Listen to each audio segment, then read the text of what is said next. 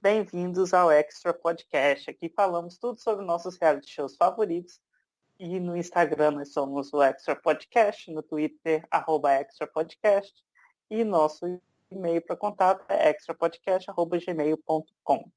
O podcast sai quinzenalmente todas as terças-feiras de manhã em plataformas digitais como o Spotify, Google Podcast, Deezer e qualquer outro player de podcast que você tem. No YouTube nós ficamos disponíveis na mesma terça-feira, só que às 13 horas no horário de Brasília. Então, nos sigam, deixem o seu like, compartilhem, mandem e-mail, conversem com a gente está sempre aí disposto a trocar uma ideia. Eu sou o Tonho, do meu lado tenho a Laura e o Hit, que estão sempre aqui comigo, e hoje temos dois convidados especiais, o Nivaldo, que participou semana passada não, no último podcast, e o Eduardo Lobo. Tudo bem com vocês, gente? Oi, gente, aí. tudo bem? Oi, tudo sei. Ótimo, então, gente, vamos lá. Hoje nós vamos falar da maior competição musical do mundo, o Eurovision Song Contest, que acontece anualmente e recentemente ganhou até um filme sobre na Netflix, que é Eurovision Song Contest, The Story of Fire Saga. Então a gente resolveu falar um pouco, né, desse festival, e os nossos convidados de hoje são especialistas no assunto, né? O Nivaldo tem uma coluna no site do X Factor sobre o Eurovision, e o Edu já participou ativamente fazendo, né, um pedaço de uma apresentação, e inclusive também já assistiu presencialmente vários eventos, né? Vamos começar então. Para quem não sabe muito bem o que é o Eurovision, como surgiu, qual o objetivo, para que foi criado? Edu, vamos lá, leva a gente nessa história do Eurovision. Então, o Eurovision foi criado em 1956, basicamente depois do pós-guerra na Europa, que eles decidiram, e também como a televisão era uma coisa que ainda estava nos embriões de como fazer programas de televisão naquela época, eles pegaram a base, dizem pelo menos que pegaram a base do Festival de Sanremo, que é um festival italiano de música também, que competissem alguns países europeus juntos, para decidir qual que seria a melhor música entre esses países. Começou na Suíça e desde então foi só crescendo. No início foram só pouquíssimos países, não foram muitos, foram só acho que 7 países, e agora chegam a mais de 40 países, com alguns lá quase na fronteira com a Ásia e até a Austrália, que agora faz parte, basicamente, frequente desde 2015. Ok. Então, Uma o Eurovision pergunta, há milhões de anos. Pode falar, Laura, vamos lá. qual que é o critério? Tem algum critério para os países que participavam assim? Porque eu estava comentando hoje, gente, mas por que a Austrália? Eu não entendi. Por que a Austrália está no Eurovision? Originalmente tem o critério, porque o Eurovision ele é formado, ao mesmo tempo que é o nome do concurso, ele é como se fosse uma marca de uma organização. Essa organização é a EBU.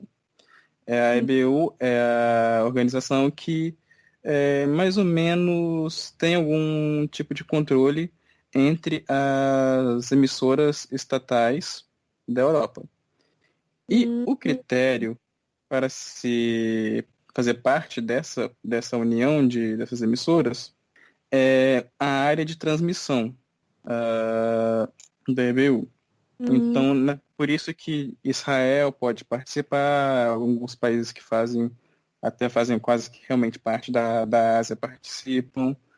E a Austrália, ela participa porque, além de ser uma parte da Commonwealth, tem muitas relações com o Reino Unido, eles também assistiam bastante e sempre acompanhavam o festival.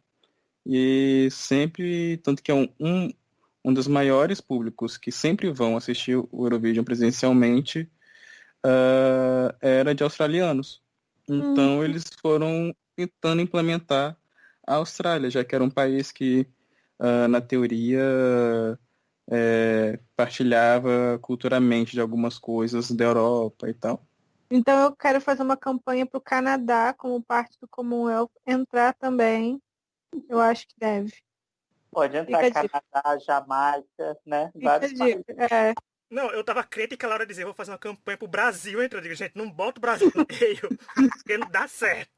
Não vou botar Não, o... mas eu achei a explicação muito boa, faz sentido. Agora sim, porque eu estava reclamando mais cedo e as explicações que eu recebi não foram boas. Por isso que a gente precisa ter especialista para contar pra gente. Porque agora fez sentido, agora eu aceitei. Não, a resposta da Laura foi logo tipo, se for assim vai ser o World Vision, sabe? Ela já tava logo bem É, revoltada com a mas agora eu Austrália. aceitei. Brasil não, Brasil não tem nada a ver com a Europa. Não, pois é, mas é tipo, Canadá é, não sei o motivo, porque lá eles não acompanham, é quase igual aos Estados Unidos, eles não acompanham, porém, creio que seria esse ano que iriam começar a anunciar, começar os trabalhos, que vai existir um American Vision, que são dos mesmos produtores do Eurovision, porém só dos Estados Unidos. Daqui a pouco vai expandir. E há um tempo atrás já existia um mini Eurovision sul-americano. Só que pouca gente conhece e flopou nos últimos anos que tentaram reviver. Sinceramente, se tiver um American Vision e a gente não puder apenas não votar nos Estados Unidos, aí não serve para mim. Não é? Eu acho que os Estados Unidos seria o país menos votado sempre. Ninguém gosta deles, né? Além de tudo Brasileira, isso, não, saco. Vou falar, Nivaldo. além do Eurovision, né, e do American Vision, também teve o Turk Vision. Olha Hã? só. Sim, É. teve o Turk Vision. Que a Turquia Teve por muito várias tempo participou. cópias. E aí a Turquia saiu por motivos políticos do Eurovision em 2010 e eles criaram o próprio festival deles, com os países da Da do leste diáspora turca. europeu, da Ásia. Então teve Iraque, Irã, Cazaquistão, China, todos esses países. China não lembro se a Entendi. China teve também. Era só entre a Turquia mesmo. Pegaram eles mesmo e falaram, vamos fazer o American Idol aqui. Aí durou 3 anos, mas flopou também. E é coisa bem de treta, né? Já que eu não posso participar, eu vou fazer o meu, tchau, sabe? É uma coisa bem assim. Eu acho interessante, porque eu acho que tem uma questão política por trás, assim, muito interessante. Não sou uma pessoa que acompanha Eurovision todo ano, obviamente, mas vi o filme e assisti vídeos para esse momento e aprendi por alto, pela época que o Edu comenta, o Nivaldo também, as pessoas que assistem. Mas eu sempre vejo notícias sobre as questões políticas. E eu acho interessante que existe um torneio de música e que tem essas questões políticas tão fortes, né? E todo mundo comenta sobre. Sim. Mas vamos lá, antes da gente entrar nessa questão, que a gente vai falar bastante sobre essas questões políticas ainda. Existe um processo seletivo para cada país participar do Eurovision, né? Para cada país escolher a sua música. Todos esses processos são iguais, são diferentes? Como é que funciona isso? Não, todos os processos são totalmente diferentes. Por exemplo, alguns selecionam pelos reality shows que agora já são chamados habituais, tem o The Voice, o X Factor, alguns têm algum tipo também o Rising Star, que é em Israel, que foi o originário desse formato, lá eles continuam com ele. E alguns têm o próprio mini Eurovision no seu país, que é os escandinavos, que são os mais especialistas nisso. Tem a Suécia, que tem a seletiva mais famosa, que é o Melodifestivalen, que foi de lá que o ABBA, para se qualificar para o Eurovision, teve que participar. Nossa, A Dinamarca... seletivo deles. Sim, na Suécia é o país que é sempre mais esperado nas épocas de escolhas das canções, porque a produção basicamente é a mesma produção do Eurovision, são basicamente os mesmos produtores, então a qualidade de produção televisiva é sempre acima do normal. Entendi. É tipo dizer, relacionar tipo, o Eurovision está pra Suécia como o futebol tá pro Brasil, tipo que a gente pra ver futebol, Copa do Mundo, sabe? E pra Suécia o Eurovision é a Copa do Mundo deles, assim, a nível sueco. Então, segundo as audiências, o Melodifestivalen tem mais audiências que o próprio Eurovision. A seletiva deles tem mais que audiência que o legal, próprio cara. Eurovision. eu não tenho uma noção de como que é essa questão esportiva na Suécia, se existe alguma... Porque as maiores audiências da Suécia são o Eurovision e o Melody Festival em anuais. Tem os esportes também. Porém, o que eu creio que seja o país que mais, que seja assim, o povo realmente para assistir isso é a Islândia, que eu acho que esse foi um dos motivos de terem feito o filme da Netflix por lá, que mais de 90% da população para assistir o Eurovision. Loucura, né? E nunca venceram, como fala no filme. Venceram. Nunca venceram. Ficaram em segundo 2 vezes. Ai, vou torcer agora, porque eu gosto de um underdog, né? Ah, mas venceriam Ai, se não tivesse matado a Demi Lovato no filme, tá vendo? Não, e sempre Eu acontece achei a alguma coisa. música dele desse ano interessante. Meio estranha, mas interessante. Eu Pois é, achei e era a música que na teoria iria ganhar esse ano. Sempre quando tem É. alguma coisa que a Islândia tem algum potencial de vencer, tem algum empecilho que eles acabam não Ninguém ganhando. vai poder apresentar a música que ia ser esse ano, não? Não, todas as músicas terão que ser super novas. Alguns Nossa. participantes vão poder voltar, mas as músicas não. mas vamos lá então. Ô, Nivaldo, você ia falar alguma coisa da seletiva no filme? Sim, que todo o processo seletivo que acontece no filme é basicamente a mesma coisa. São algumas músicas, são pré-selecionadas, não no caso do Melody Festival, né, que é o da Suécia, que tem fase classificatória, quarta de final, final, semifinal, tudo ao vivo e o pessoal vota, né, os suecos votam. Mas em alguns países eles fazem uma pré-seleção antes, mandam cartas mesmo para os candidatos e aí tem uma grande final em que 10, 12, 15 países votam. Países não, cantores cantam. E aí tem o voto, geralmente é um júri, né, que é responsável por 50% dos votos, e o público vota, que também faz parte dos outros 50%, para definir quem vai ser o representante nacional para o Eurovision. Então o filme é fiel a essa parte da seleção de músicas. Interessante. Uma coisa que eu vi aqui sobre onde o festival é feito, né? Onde o Eurovision é feito. Nos últimos tempos, pelo visto, ele é realizado no último país que ganhou, né? Mas sempre foi assim, não foi? Tem país que já se recusou. Eu lembro porque no filme falam que a Islândia não poderia, né, ter o Eurovision lá. Porque eles não têm dinheiro, uma coisa assim. Sempre a ideia inicial sempre foi essa, de quem ganhou cedia no próximo ano. Mas já teve algumas coisas que aconteceram, alguns imprevistos, que ou por conta de algum feriado religioso, Israel teve que deixar de sediar, aí outro país assumiu, ou tem essas questões de alguns países não terem finanças para sediar o festival e outro país ter que assumir no lugar.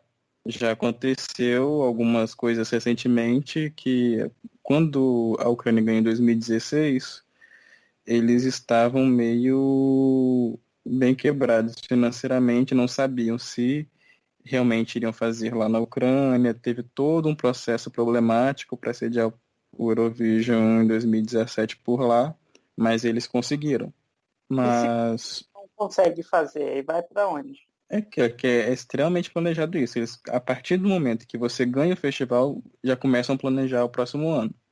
Uhum. Então, eles já têm uma pequena noção. A EBU, que é a organizadora do festival, eles meio que pedem um seguro da emissora antes, um valor mais ou menos alto, e bloqueiam esse valor para. Caso você não consiga sediar o festival, nós temos esse seguro que vai ajudar a gente a financiar ele em algum outro local. Tem alguns locais que as pessoas dizem que já são, tipo, estão prontos mais ou menos caso aconteça isso, que a Alemanha, o Reino Unido e a Suíça parece. E a Austrália não, se ganhar o Eurovision, recentemente falaram que eles têm um contrato com a Islândia para a Islândia sediar. Olha só. Pois é, a Islândia, no filme é até meio real, porque a Islândia teve esse momento que teve problema financeiro há um tempo atrás, então, tipo, é real o problema financeiro antigo, mas hoje em dia eles conseguem sediar tranquilamente o festival. Eu tive lá durante a seletiva da Islândia desse ano, e eu vi como é que tá a cidade e tal, eles estavam construindo coisas e que, tipo, já tem tudo definidinho, o que poderia acontecer em cada Planejado. local da cidade. Já tá, basicamente, a Islândia está pronta para sediar o Eurovision, estava Gente, quase eu vou tudo torcer certinho. muito. Pois é. Ano Esse que ano, vem, tipo, ano que vem seria o ano perfeito para sediar na Ah, Islândia. não. Corona, por que você fez isso com a gente? Pois não é? é. Interessante isso. Eu vi que, né, já abri minha página da Wikipédia, eu vi que o Reino Unido sediou 8 vezes o Eurovision, né? Mas o Reino Unido não ganhou 8 vezes, né?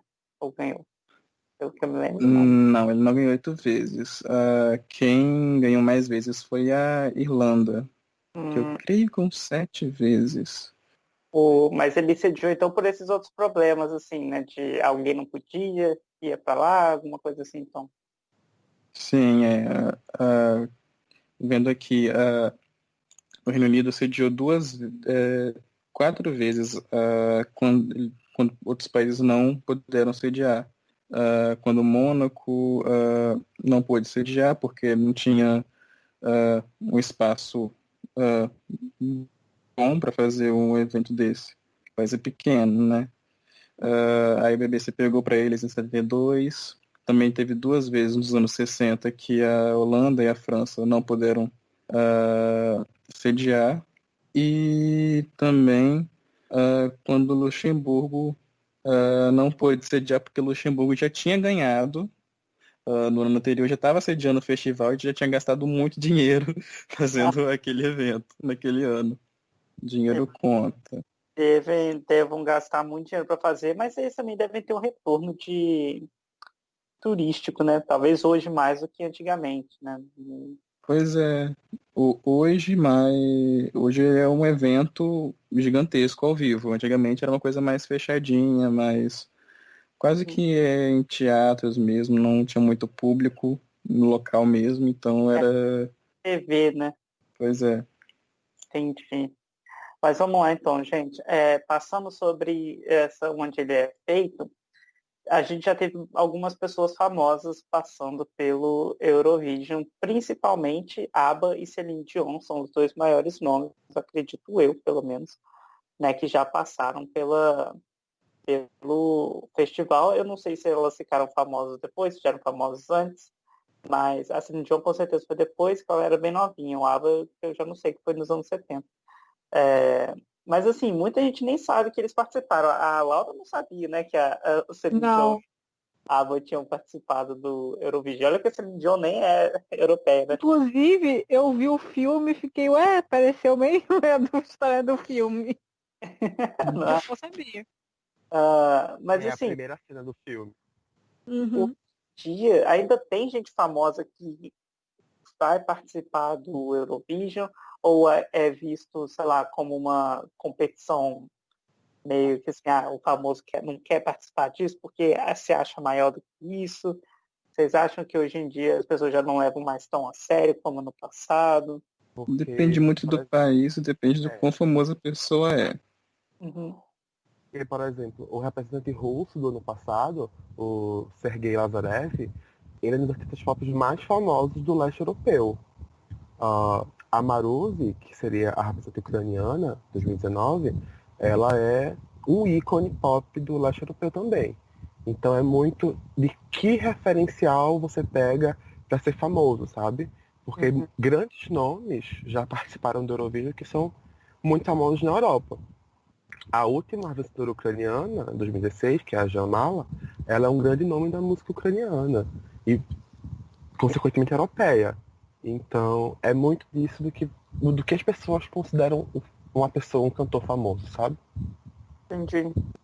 Mas é esse, por exemplo, no evento que teria esse ano, a Rússia sempre manda basicamente os grandes nomes da música deles. Esse ano eles iam mandar o Little Big, que é uma banda que Tipo, a música que eles iam mandar para o Eurovision estava até agora no primeiro lugar dos charts russos. E a segunda música que eles lançaram depois dessa música do Eurovision, também ficava, tipo, o primeiro e segundo lugar das paradas. Eram deles. E antes eles já tinham um viral gigantesco com milhões de visualizações na Rússia. Não, o que eu acho curioso disso, dos artistas, é porque, por exemplo, o próprio ABBA, eu tenho maior certeza que se você pega os fãs brasileiros do ABBA, assim, que ficavam conhecendo eles na época, ninguém vai lembrar ou vai relacionar que eles vieram de uma competição musical, por exemplo, né, sabe? Eu quando descobri que o ABBA e a Celine tinha ido, eu fiquei, gente, como assim, sabe? Digo, Celine, como a Celine chegou? A Celine chegou no Eurovision e ganhou, e o ABBA ganhou também, porque... E o ABBA ganhou não foi qualquer música, né, gente? É o Waterloo, que é... Nossa, é o hino do ABBA. Todo mundo conhece a música. E deles, eu achei isso, fiquei surpreendido, porque foi um alcance, gente, era só na televisão. Como é que eles conseguiram romper os oceanos, sabe, as barreiras e chegar na década de 70, ainda 80, explodindo no mundo? Então, eu não sei. E também, eu acompanho não nesse nível do Idinive, porque, por exemplo, na época que tá chegando o Eurovision, quando começa as semifinais, sempre tem mensagem para Nivaldo. Nivaldo, eu gosto dessa música, ela tem chance de ganhar? É sempre que eu pergunto. Consequentemente, nunca tem chance de ganhar, Geralmente claro. nunca tem. Geralmente nunca tem, e não me choca em nada isso, eu tá gostando de alguém que não vai ganhar. Mas é muito disso, porque quando eu vou procurar do artista, eu vejo que o artista no Spotify já tem milhões de visualizações com outras músicas, singles, então fico chocado mesmo com esses números que eles alcançam pré-Eurovision e depois pós-Eurovision. Quando o Edu falou da Suécia lá, eu conheço muita música lá das eliminatórias de lá. Eu adoro as músicas da eliminatória lá. Minha playlist sempre vai crescendo nessa época de seleção do Eurovision por causa deles. E até o Mens, né? O Mens Ormelov, que ganhou de lá, ele saiu do Sweden Idols, se eu não me engano. Ele também foi uma pessoa que já era um pouco conhecidinha por lá e depois bombou Sim. participar, ele também. Então tem histórias de pessoas que ficam famosas de tanto tentar o Eurovision que um dia chega lá e fica mais famoso ainda, sabe? Então eu acho bem interessante esses plots, porque cada país, na teoria, alguns mandam pessoas que realmente são do seu nome, que é pra ver se bomba no mundo todo. Eu Sim, acho que é isso de encontrar outro tipo de fandom. Imagina quantas pessoas ficaram fãs de cantores que viram lá, né? Eu acho. pois é, tipo, eu sou muito fã da Helene Fureira, que representou o Chipre Ai, em Anjo. 2018. Anjo da Terra. E eu já conheci ela há muito tempo, desde 2015, quando ela fez uma versão da música de Israel do Eurovision. Aí eu comecei a acompanhar ela. Então, pra mim, em 2018, desde quando anunciaram, tipo, eu já sabia quem ela era, que ela já era muito famosa na Grécia, que Grécia e Chipre é quase que irmãos. Então, um pula para lá, outro pula para cá, às vezes para representar o país, os artistas. Então, é uma coisa que é tipo, todo ano você descobre um artista novo e dentro disso você acaba, tal pessoa talvez colaborou com outro artista, você descobre uma nova música, um novo artista, só por esses participantes das seletivas ou do próprio Eurovision. E é aquilo, e nesse tempo todo, não só os artistas, não foram só ABBA, Celine Dion, as pessoas conhecem às vezes, ABBA tem Waterloo, que todo mundo conhece, Celine Dion, ninguém conhece a música que ela ganhou. Tanto que ninguém nem deve ter achado estranha a música que cantaram no mashup do filme, que era a música da Celine Dion, porém ninguém nunca reconhecia aquela música como dela. E tem músicas que passaram pelo Eurovision que pessoas já ouviram em todo canto do mundo e às vezes nem sabem que participaram de lá. Tipo, tem Volare, que ficou em terceiro lugar, eu acho, no Eurovision. E a primeira música ganhadora do Grammy. Olha só, eu nem sabia que essa música foi parte do Eurovision. Eu fiquei sabendo agora também, aqueles react da vida real, gente. Gente, esse podcast é tipo assim, estamos ensinando para essas pessoas tudo o que aconteceu no mundo da música. Sente e aprenda. Edu, um exemplo mais recente que eu acho que bombou, porque a gente escutava Euphoria tocando na rádio, sabe? Tipo, Sim, o que é toca isso? em tudo quanto é canto. Eu acho que Euphoria foi um grande boom a nível mundial mesmo. Tipo, a música estourou em níveis que a gente via elas cantando no reality show, gente. Todo reality show que você ligava de algum país tinha alguém fazendo cover de Euphoria é música Euphoria. da C&A até hoje. É um bom Eu acho que o Bora toca pra Suécia é igual Aí Se Eu Te Pego é pro Brasil. Você vai pra Europa, você só ouve Se Eu Te Pego. Pois é, Do e Mar que mais morou lá. recente aqui ainda. Pois é. E mais recente, talvez aqui no Brasil, tem Amar pelos Dois, que foi tema da novela da Globo, Tempo de Amar, que ganhou Eurovision. Uhum. Quando eu tava lá, tinha um pessoal da Globo que tava assistindo Eurovision, É doido. você tava lá, um dos diretores da Globo, ah, conhecendo tecnicamente como que funcionava a produção e tal, mas acho que eles não ficaram tão felizes porque a tecnologia para produzir o Eurovision é tão grande que não funcionaria, o tipo de organização não funcionaria aqui no Brasil para os programas da Globo, que aí já começaria a dar muito problema aqui, que é extremamente organizado. E aqui no Brasil, televisão é uns níveis um pouquinho acima do que acontece por Ainda mais lá, ao vivo, né? ainda mais ao vivo. E tendo 300% de chance do Eurovision virar um quadro do Domingão no Faustão. Então, gente, é melhor não vir pro Brasil. Porque, quando eles vão pra fora e Cada acham reality semana uma show, música. eles vão pra fora, trazem reality show, se não, a chance dele vir pro Faustão é de 700%, porque tem Mas como, é o gente. que eu falo. A minha surpresa do momento é que The Masked Singer, né, ainda não tá lá, mas É verdade. Alguma hora vai acontecer isso aí.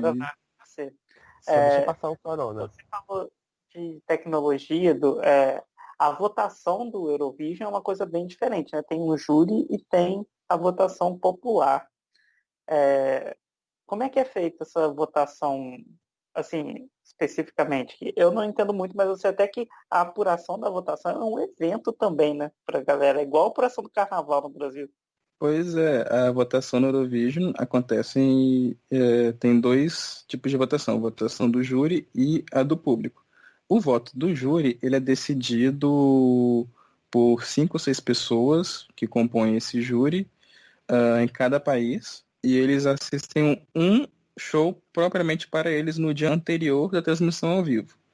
Então, um dia antes da transmissão ao vivo, tem o mesmo exato show somente para o júri, que é como se fosse um ensaio, mas o júri já decide todos os votos ali. E o público vota já no show transmitido ao vivo mesmo, que aí varia o meio de votação. Tem países que nem televoto tem, tipo, San Marino não tem televoto, porque quase nem tem gente em San Marino, senão um pedacinho pequenininho lá.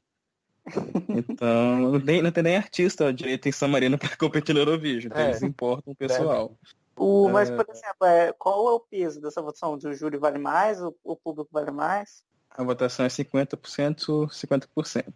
O clássico da... Eu lembrei da Tessália do BBB 50-50. mas tem critério, assim, o jurado, a música, staging, figurino, não sei, tem? Então, na teoria deveria ter, mas eu acho que não funciona muito assim. Vai mais mesmo do gosto da pessoa e também o que não deveria acontecer, mas acontece, é a questão da localização geográfica do país, a amizade que eles têm com alguns outros países. Então é aquilo. E Às vezes inimizades também. você vai notar a Grécia pontuando o Chipre, e o inverso, tipo os Malta contra a Balcãs. Itália. Malta votando Itália, os balcânicos votando entre si, os escandinavos, os nórdicos votando entre si. Eu ia perguntar isso, se existe panelinha, sabe? Aqueles votos que todo mundo sabe, nossa, não chocou 0 pessoas, sabe? Assim, tipo, ninguém vota ninguém, todo mundo se vota bem. Assim como as tretas, né? Tem gente tretado que dá nota baixa pro outro de propósito, porque a gente sabe que tem país que na teoria não deram, não sei como não se atacam no próprio palco se apresentando, mas eles têm isso de um dar a nota mínima para o outro. Tem. Geralmente o maior exemplo disso é Azerbaijão e Armênia. Sempre a última nota dos jurados é um desses países dando para o outro.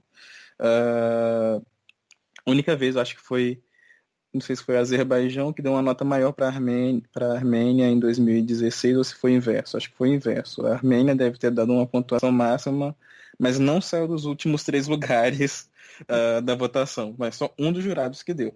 Não foram os outros 5 jurados. Só entre os 6 que deram essa pontuaçãozinha maiorzinha para Azerbaijão. Já teve mais treta tensa mesmo, que teve uma vez que alguém no Azerbaijão, acho, que deu televoto para a Armênia e depois a polícia bateu na porta dele. Gente, Não pode, tá? meu Deus, ok. Edivaldo, eu lembro que semana passada você estava falando sobre essas tretas, né, políticas e geográficas que existem até no Eurovision, mas você acha que isso influencia muito na votação, no resultado final? Olha, influencia sim. Eu acho que a gente já pode fazer uma mistura de X Factor com Eurovision e dar acho que o exemplo mais atual deles, que é voltando para 2016, que é quando a Dami participou, né, do Eurovision pela Austrália. E assim, ela era a favorita a vencer pelos votos dos jurados. Ela teve mais de 100 pontos de vantagem, o que é muita coisa. E contextualizando politicamente, foi a época que a Rússia invadiu e anexou a Crimeia.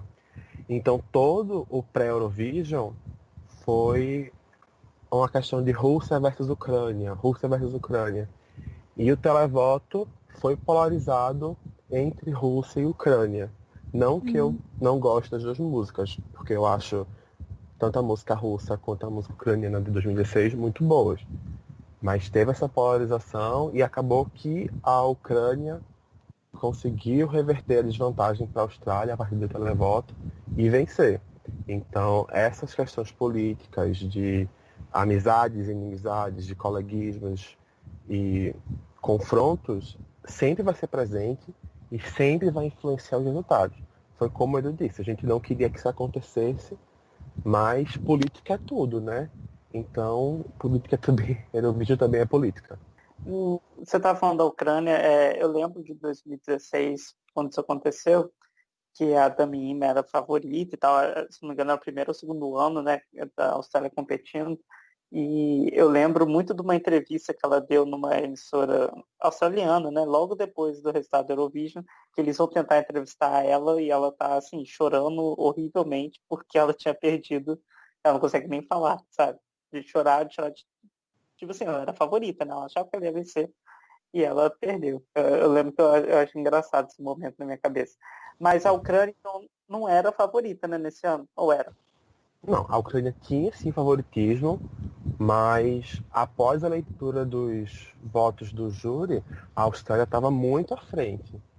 E aí a gente já esperava que ia ter essa polarização entre Ucrânia e Rússia, e acabou que aconteceu, e a Rússia teve mais votos do que a Ucrânia, né? Vale ressaltar que nesse duelo particular de televoto a Rússia venceu, mas como a votação, como o Edu falou, é 50-50 e sem peso maior para um ou outro método, no geral a Ucrânia acabou vencendo. O que se refletiu na edição de 2017, que foi na Ucrânia, em Kiev, em que a Rússia foi proibida de participar. Olha, A Rússia não participou. Gente.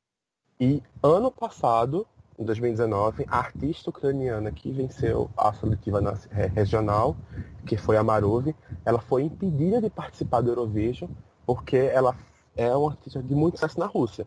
Ela faz shows na Rússia, ela teve number one na Rússia e solicitaram que ela cancelasse os shows que ela tinha na Rússia. Ela se recusou e aí proibiram ela de participar. mas aí E a Ucrânia não foi pelo Eurovision. Olha só. Você estava falando dessa treta, eu lembrei que vocês estavam falando antes da Azerbaijão e da Armênia. Lá quando a Azerbaijão ganhou, a Armênia participou em 2012 ou não? A Armênia não participou. Gente, as tretas. Eles falaram até que vamos fornecer segurança para vocês, né? Mas não. A Armênia não participou em 2012. E detalhe que essa semana teve um ataque armênio ao Azerbaijão que tá rolando super tensão de estado de guerra lá no Azerbaijão. Então, assim, as coisas andam pesadas pelo Mar Negro. Uhum. Não tinha algo assim, Edu, na época que Israel ganhou, quando a Neta ganhou pro Israel, sendo assim, nossa, será que vai acontecer em Israel ano que vem o Eurovision? Não estavam levando essas considerações políticas, já dizendo, nossa, como é que vai ter em Israel? Por que vai ter em Israel? Muita gente ficou até contestando a vitória dela por uma parte também, por causa da situação de Israel por lá. Então, a questão de Israel ter ganho tem toda a questão política de Israel, da Palestina, todos esses conflitos. E eles queriam que o Eurovision fosse em Jerusalém, que é o centro, o epicentro desses conflitos entre Israel e Palestina. Que Jerusalém, eles querem que seja uma coisa unificada, mas são na teoria, dois povos, dois países mais ou menos diferentes. São uma cidade que tem os árabes e os judeus. E é um local que não é muito adequado para fazer um evento que atrai muitas pessoas e que, obviamente, iria gerar algum conflito e tal. Foi por isso que, mesmo Tel Aviv não tendo uma estrutura totalmente, uma arena que seria adequada para o Eurovision, teve que arranjar um jeito de ser feito lá. Eles pegaram o centro de convenções, que foi basicamente mesmo que a Ucrânia fez, que não tinha uma arena disponível, eles pegaram o centro de convenções e converteram num local para se fazer os shows, e mudou tudo para lá. E Tel Aviv é uma cidade bem mais tranquila, que talvez não teria esses problemas que teria em Jerusalém.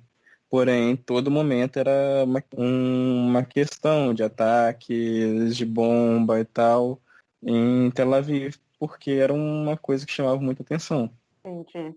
A gente está falando, então, aí de Israel vencendo, né, da Ucrânia, essas polêmicas. Eu até fiz uma pergunta hoje para o Nivaldo, hoje mais cedo, para ele se preparar para responder agora. Então, chegou a hora, Nive.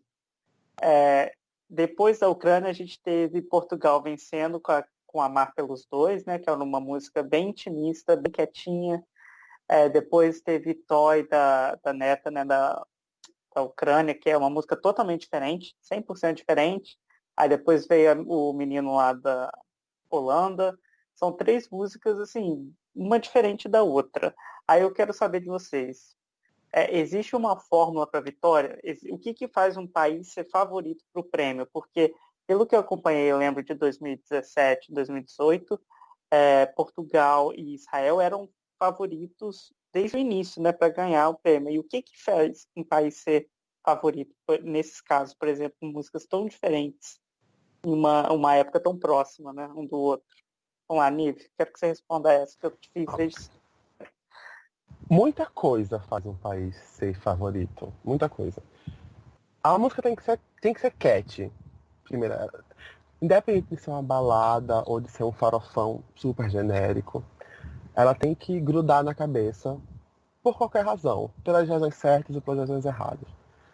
Tem que ser uma música que você tem um refrão fácil, que você consiga se identificar com ela, e tem toda uma questão, até, não sei se a palavra lobby ela é adequada para se colocar aqui, de grandes produções, de grandes nomes, né, estando nas comitivas dos países para preparar uma performance. Tem também a questão de expectativa sobre alguns países, tipo, quando uma música desponta numa seletiva nacional e chama atenção, essa música, quando é relacionada, ela já acaba ganhando um hype, como foi o caso da Islândia esse ano, até também um pouco da Romênia, mas mais a Islândia. A música, acho que o principal é que a música tem que pegar, independente de ser um baladão, uma música genérica ou uma música totalmente fora da curva, como é Amar pelos Dois. A música tem que pegar e a Europa tem que gostar, basicamente. Eu acho que é um pouco difícil dizer, né, o que é que faz uma música ser campeã, ser favorita. Mas eu acho que vai muito para esse lado. A música tem que ser fácil, tem que ter o likability, e o artista também tem que ter esse star quality. Mas Não e a adianta. língua? Minha dúvida é a língua, porque a gente vê de tudo, assim. Vocês acham que uma música precisa ser em inglês? Precisa parecer mais... ser da língua própria? Precisa misturar? Depende. Ai, gente, o povo Depende. do Eurovision é muito, Depende é muito, muito depende da muito. cabeça naquele ano, né? Tá muito complicado. Não Eu dá pra prefiro saber. músicas em línguas originárias. Sempre Eu pra mim, é sempre um prefiro. baladão, um farofão genérico em sérvio, em albanês, em armênio. Eu sempre tô colocando no meu um. Mas Eu depende. prefiro do jeito, tipo, a música soa bem nesse idioma, ótimo. Se a música for boa em inglês, eu gosto dela. Mas se ela for maravilhosa em, sei lá, em armênio, também amo. Mas o que eu acho, a fórmula para ganhar o Eurovision é aquilo. Se for pegar os vencedores dos anos anteriores, cada um deles teve alguma razão para ganhar. Mas a maior razão é o quão impactante aquilo fez no público ou nos jurados, aquela apresentação. Tipo, teve a Conchita Wurst, que ninguém se achava que ela ia ganhar, era sempre tratada como piada. Quando ela fez o primeiro ensaio, fez a primeira semifinal, tudo mudou, porque a performance dela, tanto vocal quanto o visual mesmo, o staging dela, foi de um impacto gigantesco que não tinha outra opção naquele ano de O visual é muito vencedor. bonito mesmo, né, dessa apresentação. Nossa, eu estava reassistindo, é belíssimo. E entrando então, já que você está falando disso, quem que decide o visual? Também depende. Às vezes é a própria emissora que produz os stagings e às vezes as emissoras elas contratam pessoas específicas, diretores específicos para isso. E algumas emissoras é tipo, o artista, como que você quer que seja essa apresentação? O artista vai dar mais ou menos um briefingzinho para a emissora pega esse briefing, transforma em outro briefing e manda para a organização. Aí a Hum, organização decide como que aquilo vai, qual vai ser os gráficos que vai utilizar e tal. A pessoa manda um ensaio mais ou menos de como vai ser aquilo no próprio país. Eles tipo alugam um espaço para o artista ensaiar, eles desenham o palco no chão do espaço para fazer os ensaios.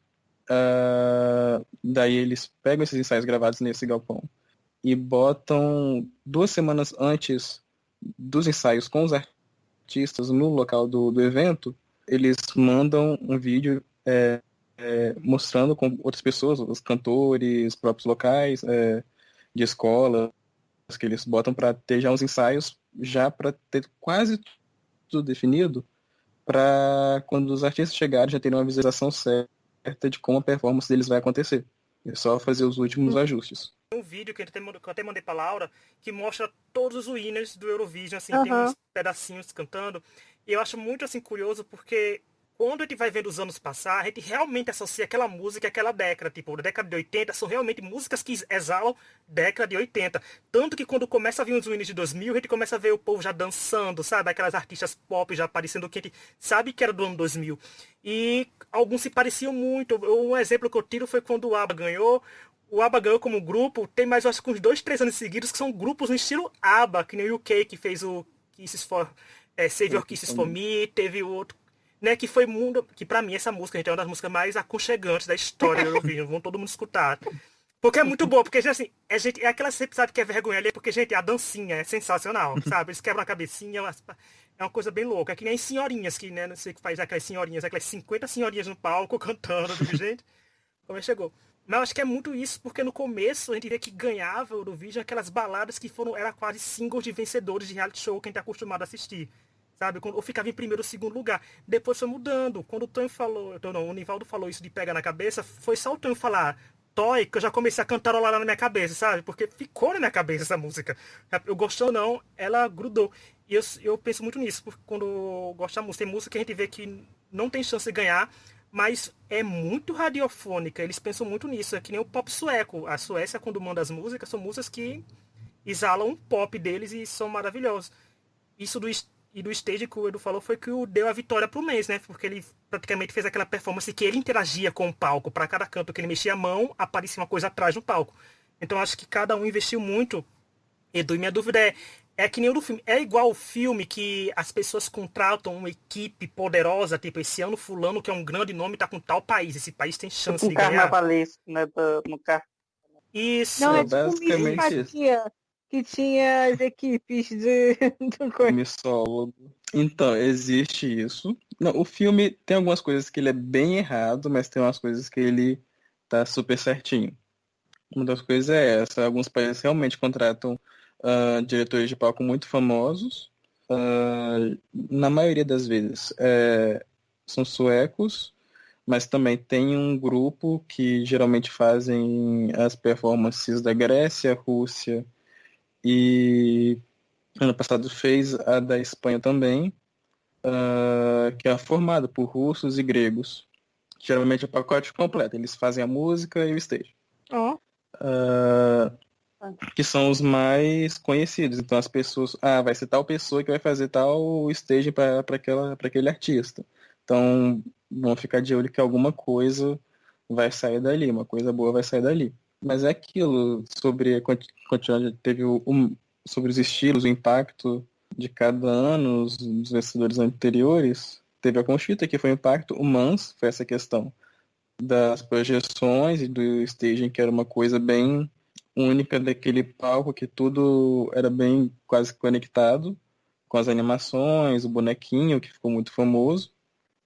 Depois veio a Fajamala, que teve toda, além da performance, que foi muito marcante, que para mim é uma das performances que mais define como se deve fazer uma performance do Eurovision, mesmo não sendo aquela coisa alegre que as pessoas geralmente associam com o Eurovision. É uma performance muito bem feita e bem marcada em questão de timing. Então, a cada momento, cada batida da música, você vê que tem alguma coisa acontecendo naquele palco e tem um momento antes, não sei se é um refrão aquilo, que é a música ela de uma estrutura bem, bem diferente, que é onde ela dá o grito e aparece uma árvore, que é aquilo, naquele momento que ela ganhou a maioria dos votos do público e dos jurados. É impactante, né? É impactante, uma coisa que você fica com aquela imagem marcada o tempo todo. Teve toda essa questão da política. O que vai acontecer entre ela e o Sergei Lazarev da Rússia, que o Sergei era o favorito de todos para ganhar na época, com o público nas casas de apostas. E tinha essa treta da Jamala, que ela é super militante pela Crimeia. Então ficava nessa coisa. A Jamala, quando ela fez o ensaio, as pessoas acharam aquilo maravilhoso.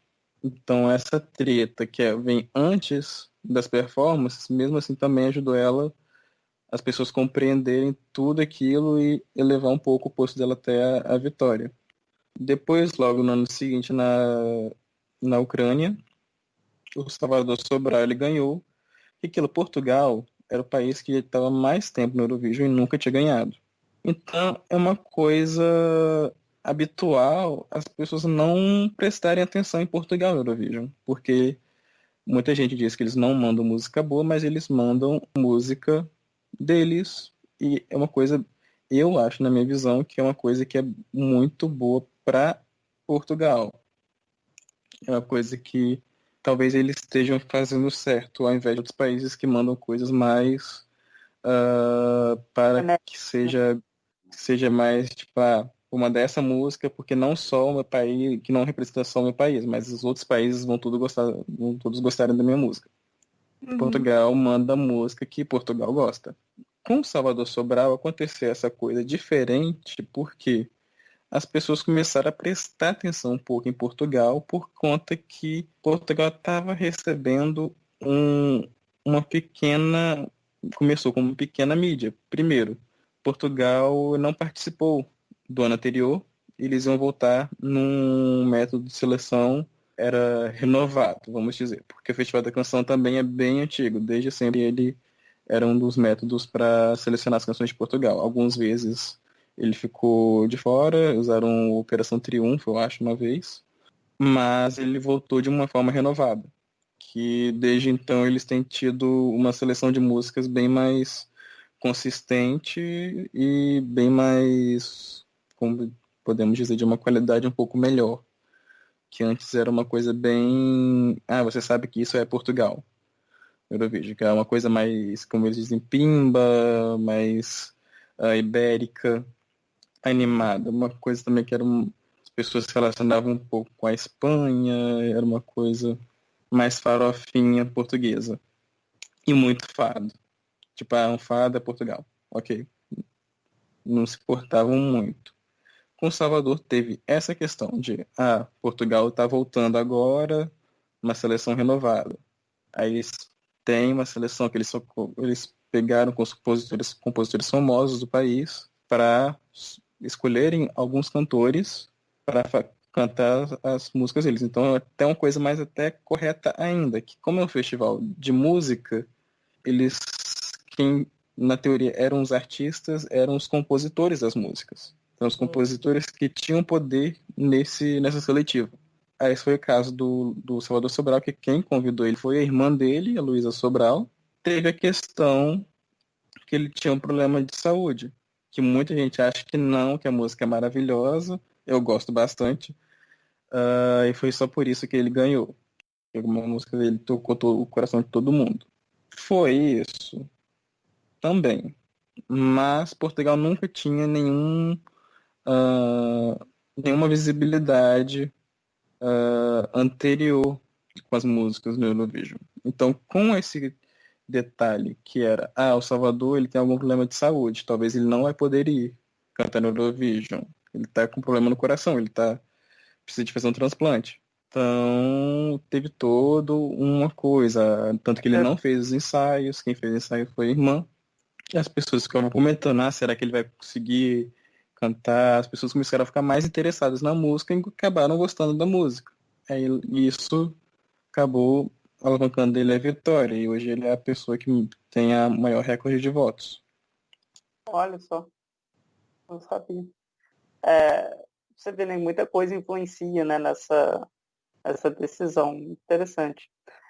Outra coisa também que eu queria trazer nesse debate sobre o Eurovision é essa especialidade do Nivaldo, com certeza, que são os joke acts. Sempre tem alguém que é bem joke, né, Nivaldo? Uma pessoa que, não sei, um país que deve mandar de brincadeira, não é possível. Não tem? Eu amo que o meu nome é relacionado a joke act, assim. Esse é o histórico.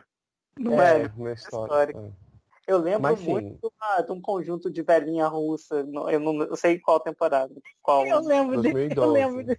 Eu lembro dessa apresentação também. Quase venceu. Party for everybody dance. Come on and dance. Em segundo lugar. Mas qual os jokes, Nivaldo? por exemplo, San Marino. San Marino nunca se leva a sério no Eurovision. Se você pega todas as performances de San Marino, é um país que foi para a final 2 vezes apenas. Tem questão também de investimento, tem questão de, por exemplo, se San Marino ganhar, San Marino, como o Edu falou, San Marino é um entalhe de montanha no meio da Itália, sabe? Jogando aqui minha carteira geográfica com uma pessoa formada em geografia. San Marino minúsculo, sabe? E aí eles vão para o Eurovision para se divertir e aí mandam apenas pérolas. O Lars do filme, né?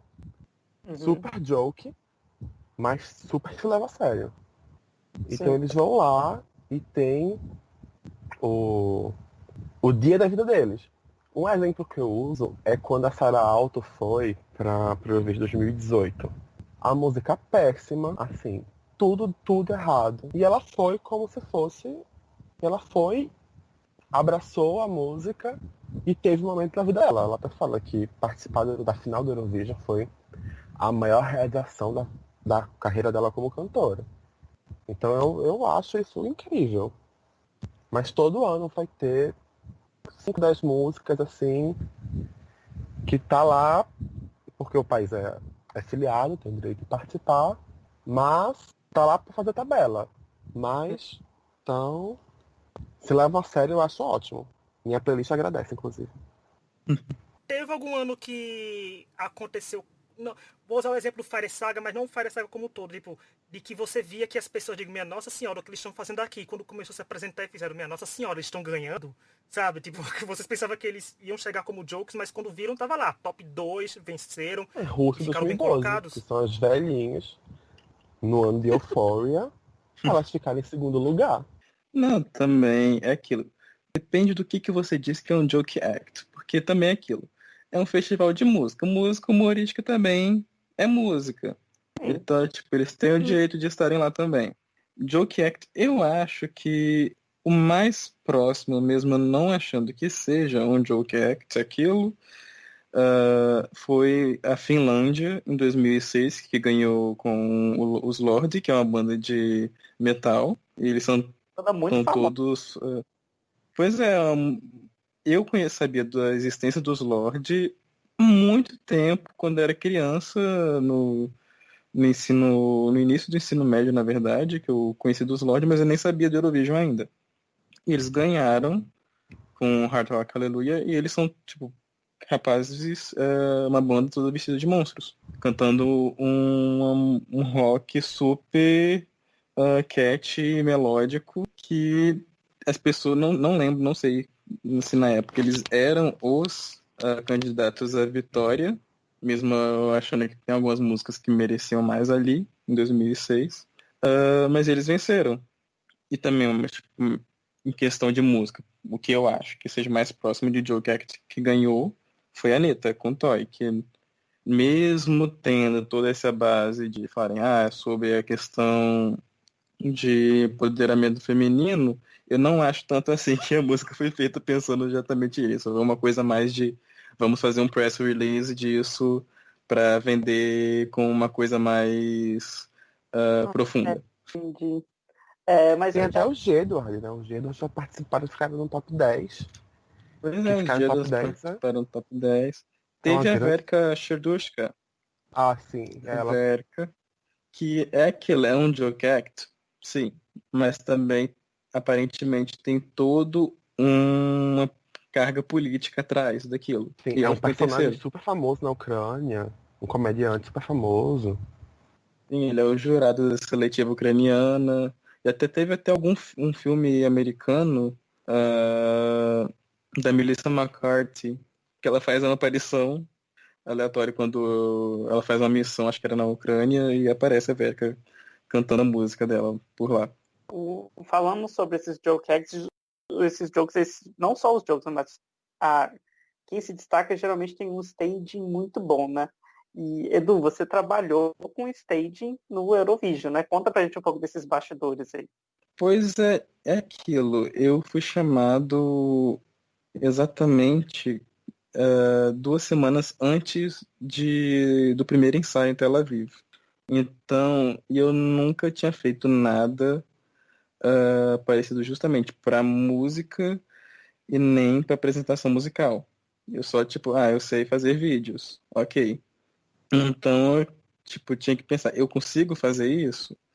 E ele não estava muito confirmado, tinha que confirmar primeiro com a emissora dinamarquesa, da emissora norueguesa, se eles iriam mudar ou não a performance, porque a emissora que produziu isso, israelense, não fez uns visuais legais para a apresentação e a banda queria mudar tudo.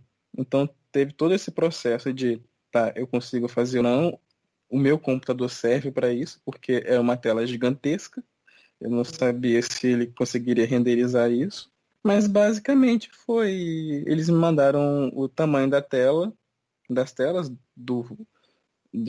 da parede e do chão, como que dizem. E tipo, é isso aí, faz aí. E eu tive que pensar tudo o resto. Você fez o staging para a música norueguesa do ano passado, né? Sim, para os Kaino com Spirit in the Sky. Mas como é que você conheceu eles, assim, para te oferecerem isso? Então, por conta de desde 2015 que eu sempre vou presencialmente assistir o festival, eu fiz muitos amigos, tipo, nas festas, e acaba que você conhece muita gente.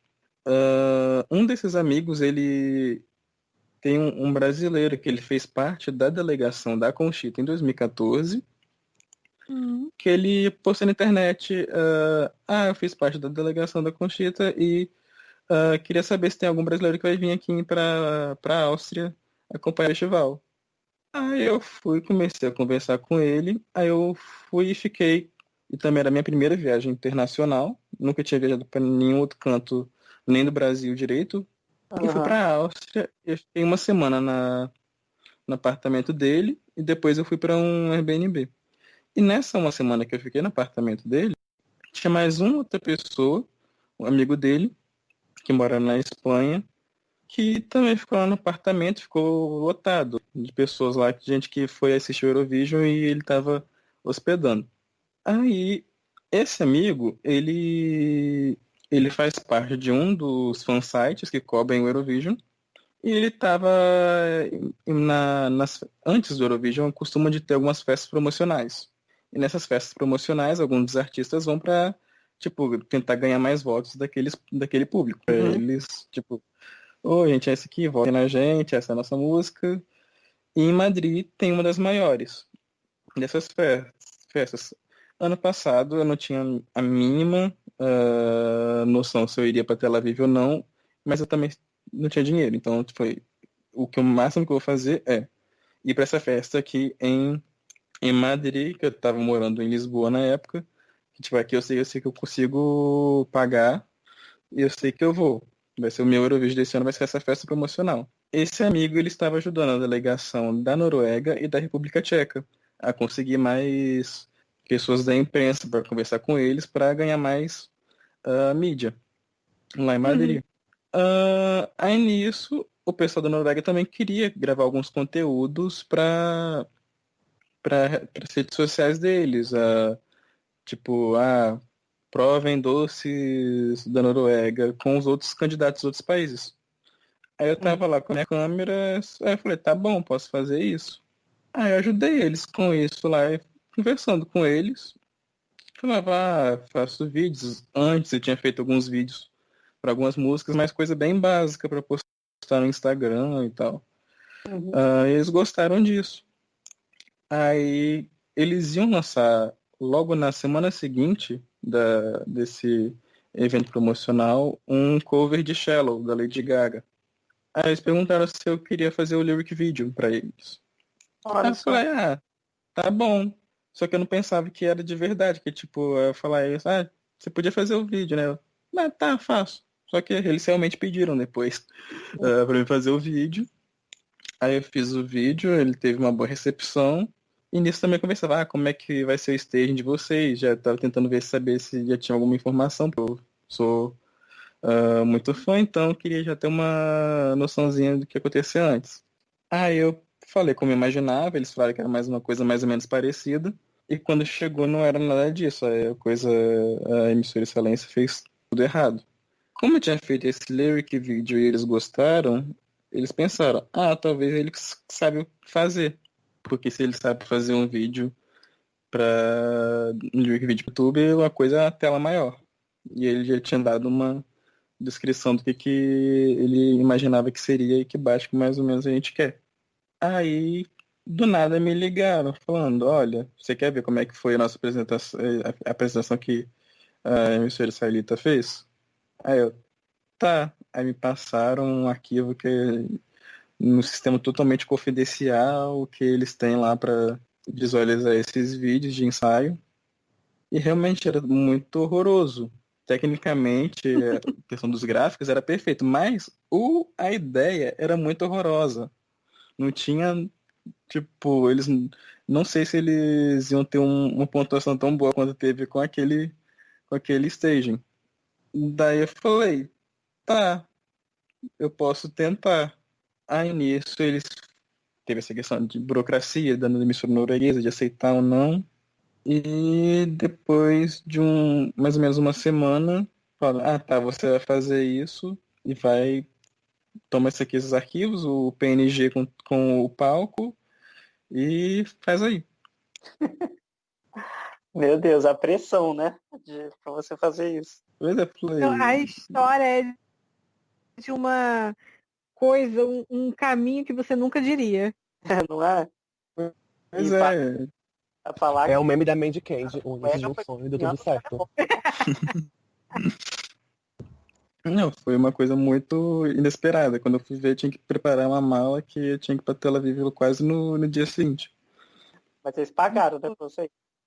Pelo menos isso. Não foi tanto assim, não, mas pelo menos eles pagaram. Não, tá Cara, ótimo. mas é uma experiência tão única, né? Claro. Não, é Pois porque é, tem tipo, dinheiro, então pelo menos eles tiveram que pagar pra você ir pra Tel Aviv. pois é. E é bom falar que a Noruega foi campeã do televoto, né, com o C-Stage. Pois é, foi uma coisa que eu tava pensando que ia ser, mas eu não acreditava que iria realmente acontecer. Eles estavam querendo. A nossa meta é o televoto e mais ou menos ficar entre os 5 primeiros. Tá que os 5 primeiros eles só ficaram durante uns 2, 3 dias, que depois caiu para sexto. Mas, putz, de ter ganhado o televoto com uma margem até boa comparado à Holanda, né? Que ficou, acho que em segundo ou terceiro no televoto. Você Foi, vê, então, todo mundo que está ouvindo o podcast vai procurar a apresentação da Noruega do ano passado, que os visuais foram feitos por um brasileiro.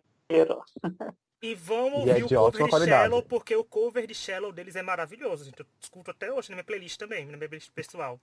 Tá lá. E Edu é sempre Brasil, sempre, o Edu sempre aparece lá, porque sempre tem uma bandeirinha do Brasil aparecendo, algumas vezes é ele, porque ele posta foto, é ele realmente, a bandeirinha do Brasil aparecendo lá no meio das bandeiras europeias, é o Edu, levando, divulgando e enaltecendo o Brasil. desde 2015. A bandeirinha é minha. Quando o Edu trouxer o Eurovision pro Brasil, fazer o Brasil Vision com as regiões do Nordeste aqui, levando cada um levando o seu. Imagina, o Possível. Sul nunca ia ganhar. O Brasil, O Sul seria nosso UK. é. A gente ia chegar lá da nota baixa de propósito. Seria... Gente, falando nisso, toda semana tem um post no site do X Factor Brasil sobre o programa que o Nivaldo faz sobre vários temas. Quem venceu mais, quem nunca venceu. Me dá umas curiosidades aí, Nivaldo. Você pode fazer tema ainda. Bom, como o Edu disse, né, o país que mais venceu foi a Irlanda. A última vitória da Irlanda foi em 96. Faz tempo. A Irlanda é heptacampeã do Eurovision, né? Depois de 96, eles mal conseguem chegar no top 10. O UK é o país com mais segundos lugares. O UK era uma potência do Eurovision até mais ou menos final do último século. E eles foram 15 vezes em segundo lugar. Então Então isso não é uma atrás. potência, né? Isso é uma potência em ser vice. É, E o Kay se beneficia de uma regra que em que ele, por ser no seu um grupo de quantas pessoas, já vai automaticamente para semifinal, né? Porque corre riscos ele nem passar para final, sabe? Assim, existe nem ir pra lá. o Big Five, que antes era o Big Four, e aí no começo da década de 2010, a Itália voltou para o Big Five, que são os países que mais investem no show, né? Na EBU, no caso. E esses países, junto com a anfitriã, eles têm vaga direta para a final. E se você pegar aquelas são França, Reino Unido, Espanha, Itália e Alemanha. Mas esse, muito bem. Gente, mais alguma observação a ser feita? Alguma pergunta? Alguma coisa? Quero dizer que eu vou acompanhar o Eurovision ano que vem. Podem me cobrar, porque eu achei super legal.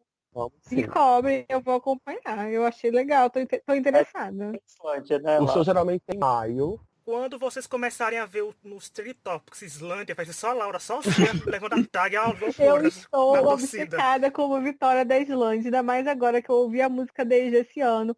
Era estranha, mas legal, me fez entender muita coisa do filme também. Eles respeitaram a estranheza daquele povo, então eu estou Laura, e se você torcendo. ver a música da Islândia do ano passado, é totalmente diferente. um rock metal islandês, uma coisa deliciosa, nossa. Tudo bem.